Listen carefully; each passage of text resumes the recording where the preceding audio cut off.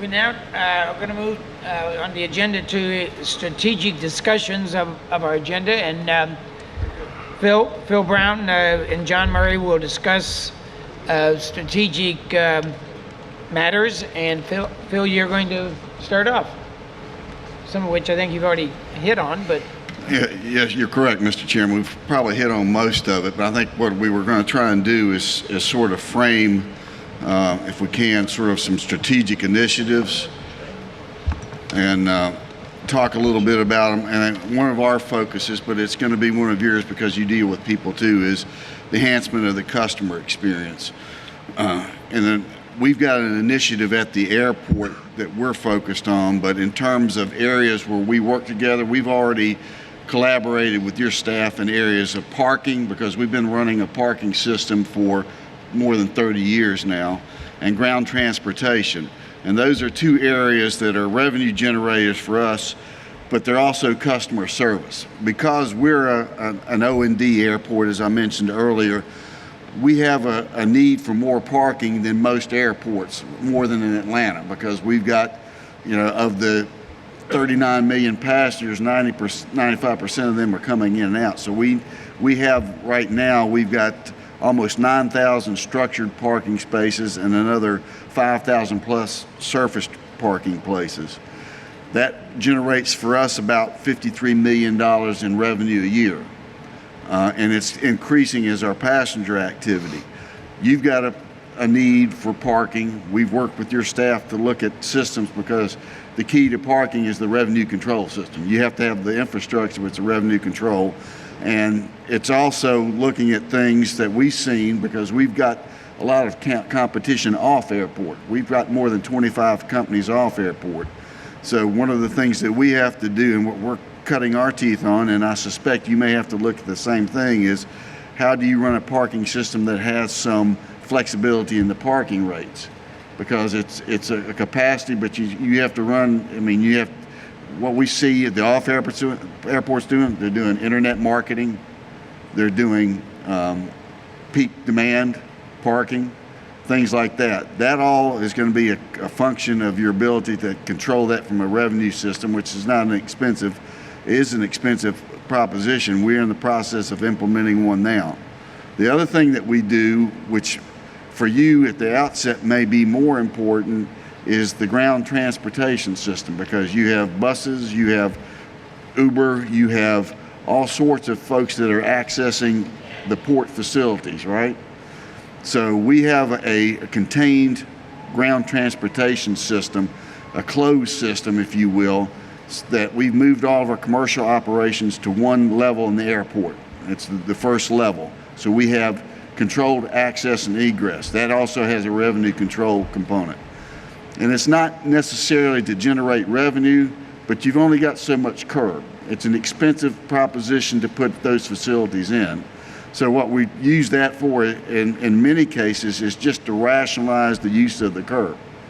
So we have to control it, and there's also a component on customer service there. When somebody comes to the airport and picks up a passenger, we want to make sure that there's some accountability and they're going to treat the passenger fairly. In the early days, there used to be a lot of gypsy cab operations. That was one of the concerns that a lot of people have had with Uber, is that who is conveying that passenger, because ultimately it comes back to either the port or the airport as being the responsible party. So those are areas that we've already worked on, but I think as you grow, particularly with your passenger movement, as you look at growth, that those areas we can continue to work on together and give you some of the benefit of our experience and probably learn some things from you all as well. The other area that we have looked at is federal processing. We have, TSA has been in operation since 2002 at the airport. They're not as active here, although they have some activity here, but that is an aspect of our operation that is extremely important to us, over which we have very little direct control. But we work pretty hard with our operations department. My chief operating officer, we spend a lot of time with TSA for two reasons. Number one is the processing of the passengers, but it's also the processing of the baggage. And we've had some meltdowns in both areas that have been catastrophic from the standpoint of our air carriers having people miss flights and having bags miss flights. That's not, in Central Florida, that's not acceptable. That's not the happiest place in the world. So what we do know from the TSA perspective is that resources are constrained. There are not enough TSA officers, in our opinion.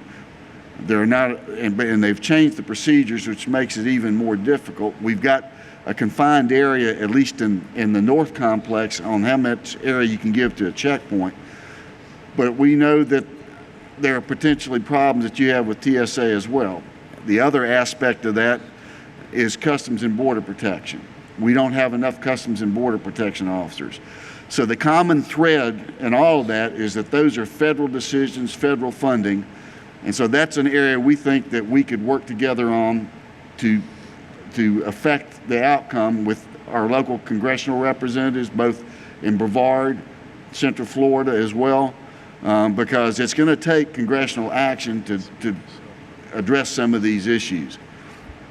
So, so those are the two areas I think, and John, you may want to talk a little bit about your Customs and Border Protection. I know that TSA may not be as important right now to you as is, but I know Customs and Border Protection is critical for you to be able to process your passengers and your goods.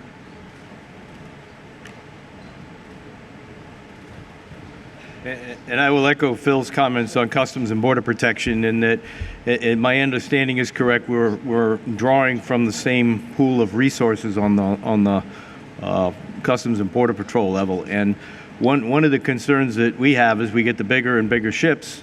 It's just like you with more passenger throughput. All of a sudden, you don't have enough people to work with the throughput of passengers. And the last thing that either one of us want is a passenger to have a bad experience because of a third party that's not within our control. So we do need to work together to make sure we have enough inspectors here to meet this growing demand. And I'm going to let you talk about the commercial opportunities, because that's your bread and butter. Well, I just throw a few ideas out here. In the way commercial cargo works or flows, with the big freight forwarders, international, global freight forwarders, two of them are up there right now, DHL, UPS. We think of them as the guy that brings the box to your house during the holidays. But these guys are global. They're moving freight all over the world, both on water, in the air. And these guys are controlling the freight. And to a great extent, to the point we can build some linkage between the air sector and the water sector, they will eventually push the business to us and through us. So that's much better and growth opportunity for our markets. There really are a handful of extra large forwarders that do control a large percentage of the world freight. So I think it's very important that we try to identify those customers, and even when we get one, we kind of nudge them to the port, the other port, for lack of a better description, to try and grow that side. Future considerations, 528 is becoming a very, very important road to us. And, I met with the Expressway Authority yesterday, and I didn't realize that, from the airport to Cape Canaveral, there are probably 4 different entities, I think, involved in that highway. We think of it as one road all the way out, but you get the Expressway Authority, you've got and Phil, I'll get them all wrong, you got DOT, you've got forget, I won't get all of them, but there's like 4 entities, and we need to make sure that they're all working in the same direction, because my understanding is that some have ability to widen the road easier than others, and we could end up with some choke points if we're not careful. So we have to work very, very carefully to make sure that we keep that corridor open, because that is the primary linkage and will be for the future between Orlando and the port. So. I think, Mr. Chairman, that's pretty much the areas that we thought focused on, and for your consideration, I think next on the agenda, we sort of crafted a resolution that both of the boards could consider. Could I, we had talked about this last year, our board.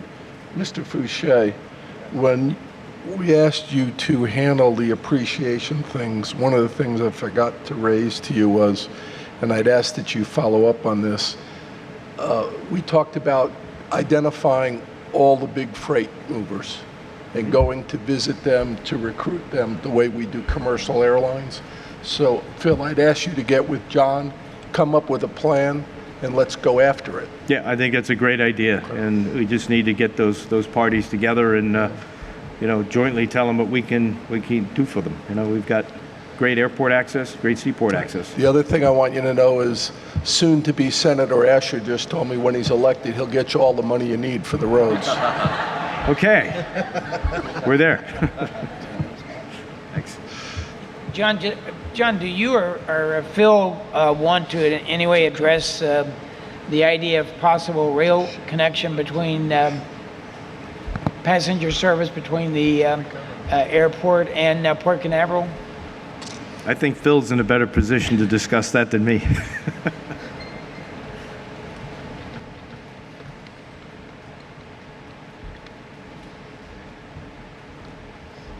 I think, Mr. Chairman, ultimately, if you're going to have the efficient movement, you're going to have rail access. But as you know, that can be a very tortured path. So Yes, we my we know only about it. counsel is that we need to look at it, but we're going to need to engage the entire community because there are going to be environmental concerns and there are going to be other types of concerns as how it impacts the communities along the way. But ultimately, we're starting to see finally in Central Florida, you're starting to see rail. You've seen commuter rail, you've seen all aboard, and we probably could learn some lessons from the path that all aboard has taken in terms of dealing with the communities that are affected, and I think we have to be cognizant of that. But if we're going to be efficient about that, that is an ideal corridor. As your traffic grows, as our traffic grows, the connection between those ports, rail would be an efficient way to move passengers and also goods. Mr. Chairman, on that note, I would recommend, Phil, we've talked about rail over and over again, and I know we've talked about a fuel line over and over again and how invaluable that would be. I really think the time's come for you guys to sit down and say, okay, what is a plan to actually move the needle? Meaning, how do we begin the dialogue to get the community, the region, behind it? Or we're going to miss the opportunity. We're getting the rail from Miami.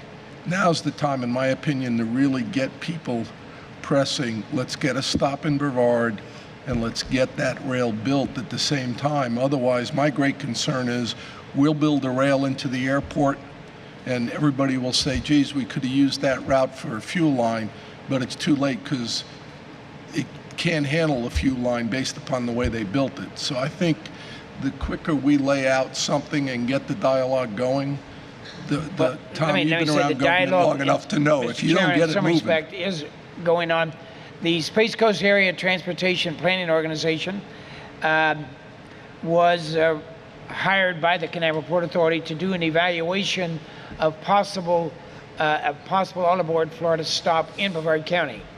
My understanding is that matter will be discussed probably next week at the TPO meeting for the general discussion where it will go from there. But All Aboard Florida has been willing to at least listen to the possibility of having a stop in Brevard County with the future consideration of then maybe being connecting somehow with the rail service from that area to the port, which could connect the airport and the port at that time.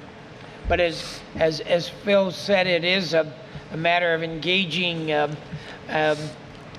lot of people and the community and the consideration of that, because it is a concern. Okay. Obviously, All Aboard Florida throughout their areas have had a lot of concern, but they've been able to compromise and get things done. Maybe, John, you and Phil could talk about coming up with a plan where we jointly funded somebody to get that effort moving for both of us. We can do that. And all of this does point out the common areas that we have and how it is important for the the two organizations to collectively work together to try to arrive at what is best for not only, I always refer to East Central Florida, which Brevard County is part of. And that's why I think meetings like this bring us together, but continuing to work together after this, which we have done and will continue to do to address the issues that are common to both organizations.